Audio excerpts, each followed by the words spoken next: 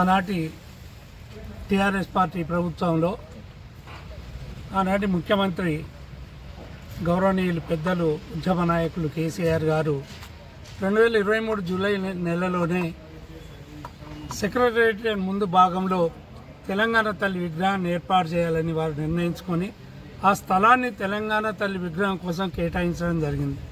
కానీ ఈనాడు వచ్చినటువంటి కాంగ్రెస్ పార్టీ ప్రభుత్వం, ఈనాడు ఉన్నటువంటి ముఖ్యమంత్రి రేవంత్ రెడ్డి గారు మరి అక్కడ రాజీవ్ గాంధీ విగ్రహాన్ని నిన్ననే ఆవిష్కరించడం జరిగింది. అసలు రాజీవ్ గాంధీకి తెలంగాణకు ఎలాంటి సంబంధం లేదు. కానీ రాజీవ్ గాంధీని అందరం గౌరవిస్తాము, అందరం అభిమానిస్తాం. గౌరవంగా ఎక్కడ రాజీవ్ గాంధీ విగ్రహాన్ని పెట్టినా కూడా మేము వెల్కమ్ చెప్పేవాళ్ళం.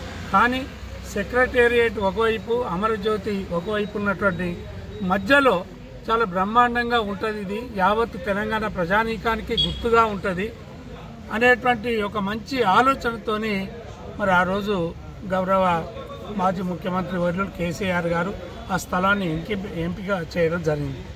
కానీ తెలంగాణ ప్రజల మీద, తెలంగాణ ఉద్యమకారుల మీద తుపాకీ ఎక్కుపెట్టినటువంటి తెలంగాణ ద్రోహి అనేటువంటి రేవంత్ రెడ్డి మరి ఆ స్థలాన్ని అక్కడి నుంచి మార్చడం అనేది మేము తెలంగాణ ప్రజలు, తెలంగాణ వాదులు, బీఆర్ఎస్ పార్టీ నాయకులందరూ కూడా దాన్ని తీవ్రంగా వ్యతిరేకిస్తున్నాం.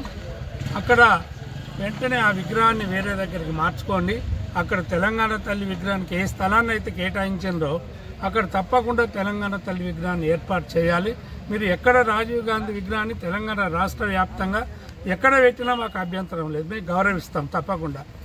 కానీ మీరు ఈ రోజున్నటువంటి కాంగ్రెస్ పార్టీలో చాలామంది తెలంగాణ వ్యతిరేకులే ఉన్నారు, తెలంగాణను వ్యతిరేకించిన వాళ్ళే ఉన్నారు. కేవలం ఢిల్లీకి గులాంగిరి చేయడానికి, ఢిల్లీ పెద్దల అభిమానాన్ని పొందడానికి మీరు చేసినటువంటి ఎత్తుగడలో భాగంగానే అక్కడ రాజీవ్ గాంధీ విగ్రహాన్ని పెట్టడం తప్ప మీరు మరే ఉద్దేశం కాదు అనేది కూడా ఈ సందర్భంగా తెలియజేస్తున్నాం.